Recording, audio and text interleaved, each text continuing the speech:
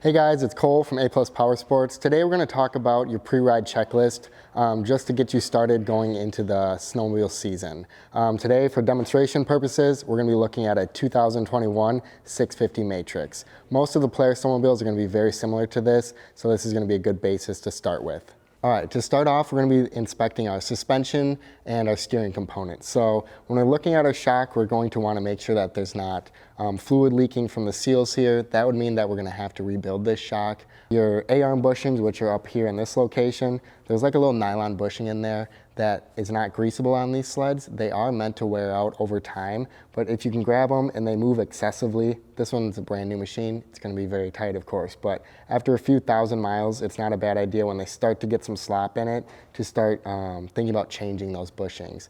It's going to have a lot easier steering on the sled and less stress on some of the components. Now your sway bar link is this part right here. It's supposed to move in and out a little bit. Again, it will start to wear down. It is a wear item. You can replace these bushings to tighten that back up after a few thousand miles. Your tie rods and your tie rod links and everything are right here. You want to make sure that they don't have play in them. This is very important. If this starts to get play in it, it could be from the bottom bolt here through the stud, which if you keep driving it with too much play, it'll eventually start to egg out your spindle, having to replace an expensive spindle part. There's bushings down in by your ski bolt. You want to make sure that when you wiggle this, it's not moving excessively.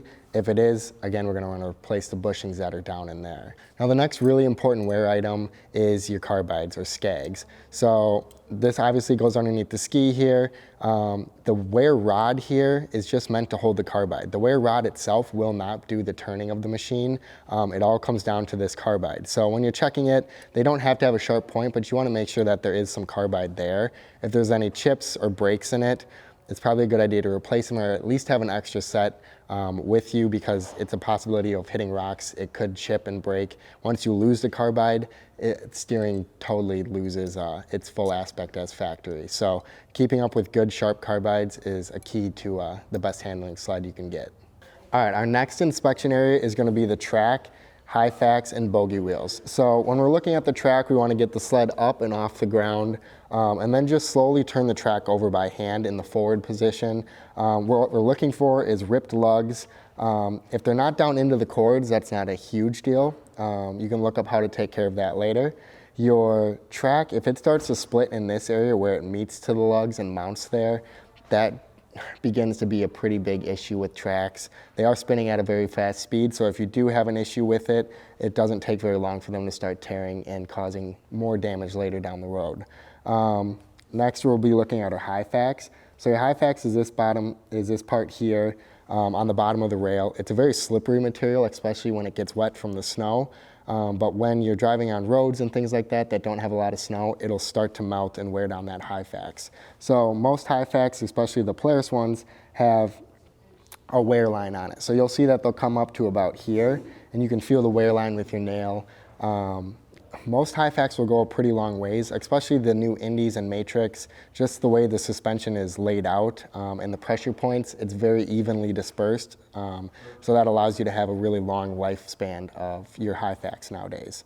Now, next thing we're going to look at is our bogey wheels. So you can grab each one, and they'll have a little bit of play in them. There is a bearing inside there, but if you start to feel an excessive wobble, and your bogey wheel still looks good, Polaris does have wheel bearings that you can put in there. So they're easily replaceable, but keep up to date with those. If you lose a bogey wheel, it's going to wear your high facts down a lot sooner than it should.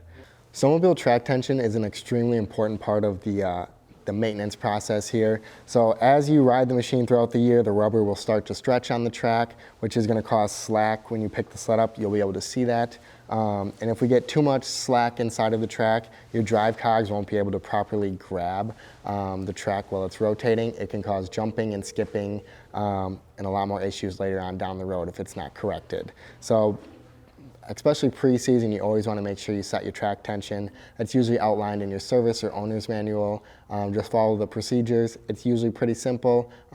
but keep up to date with that. All right, now with our side panel removed, we can inspect quite a few different components in here. So to start, we're gonna look at our battery. Batteries nowadays, they don't last extremely long, especially if you don't take care of them. So most of these sleds are now coming with a battery tender lead right from the factory. If your sled doesn't have one, it's a really good idea to keep your battery on a battery tender. It just sends small amperages through the battery to keep it charged throughout the summertime when it's not in use. Second, we're going to be looking at our brake and our brake caliper. Now, you can easily remove the brake pads by just pulling this pin and inspecting your brake pads. We're looking to make sure that there's not deep grooves in it. We want a nice flat surface on this on both sides of the pad. Your brake rotor right here, we want to make sure that there's not grooves. Could mean that a rock or something had got caught in at one time and causing it to prematurely wear out. Your coolant, your overflow bottle is right here. We want to make sure that it's between the two lines. There's a cold fill level. When they say cold fill, usually you can let your sled sit for about 30 minutes and that lets the whole system kind of flow back to how it normally would look. Lastly, when we're down in here, your chain case fluid, and your chain case is down on this side. There is one plug over here that you will pull out. There's only a fill plug on this snowmobile. There's no drain plug to pull out on all the Axis models. So there's two different ways of doing this. The first one is it's the easiest method, but it's not technically the correct way that we would want to do this at the shop. You would pull your fill plug and you would take like a Mighty Vac or something to suck the fluid out of it and then refill it. It's a fill to spill system, so as soon as the fluid starts to touch the bottom of the threads, you're going to stop filling it on a flat surface. The only thing that I don't like about just sucking the fluid out is it's not going to get all the gunk and the metal shavings that are caught up in it from the chain and the gears inside there.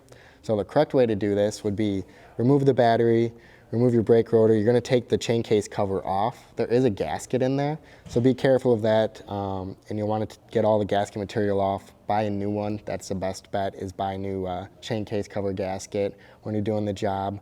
You're able to tighten your chain. You can look that up in the service manuals to get it within factory specs, and then also clean your gears and your chain of all the gunk and the metal shavings that were built up over last season. All right, now we have the left side panel removed. We can do a couple different things on this side now. First, we're going to talk about your spark plugs. Every season, you should start with a fresh set of spark plugs. It's an easy job to do in the garage, not so fun to do on the trail. So if you take the preventative maintenance and the time to do it, it's going to make your trip a lot more enjoyable.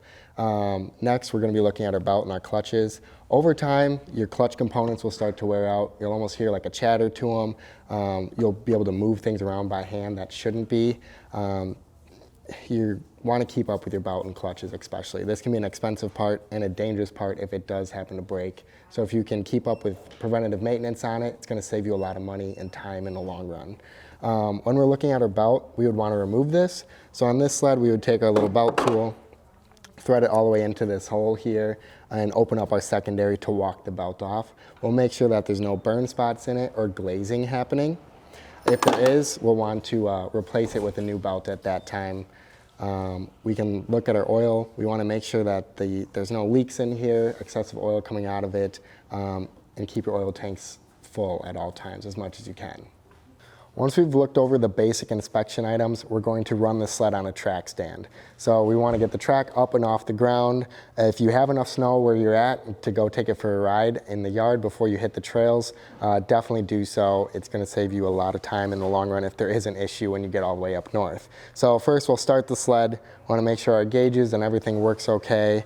We're going to test our hand and thumb warmers while we're on the track stand here. Let them warm up. Usually they'll take about 3 to 4 minutes before they're at full temperature. Make sure that they do heat up and you're not freezing your hands off when you get up north. We'll check your high and low beams. We want to make sure that the low beam's always working and that you don't have a high beam ball burnt out. We'll look at our tail lights and make sure that our brake lights and everything is working for safety. And then we'll also check our track alignment when we're done here. So your track alignment, after you run it on the track stand, you're going to look at it and you want to make sure that your track's not walking one way or another. That can reduce a lot of speed on top end and cause a lot more issues and premature wear on suspension components like high facts and bogey wheels. That's just some of the key areas to inspect before you get out on the trails. Always make sure you do a pre-ride or in a pre-season check over of your snowmobile. Like and subscribe to see all my latest weekly videos. Check out my current inventory at aplusride.com. If you have any questions, call me or email me or leave me a comment in the section below. Thanks for watching.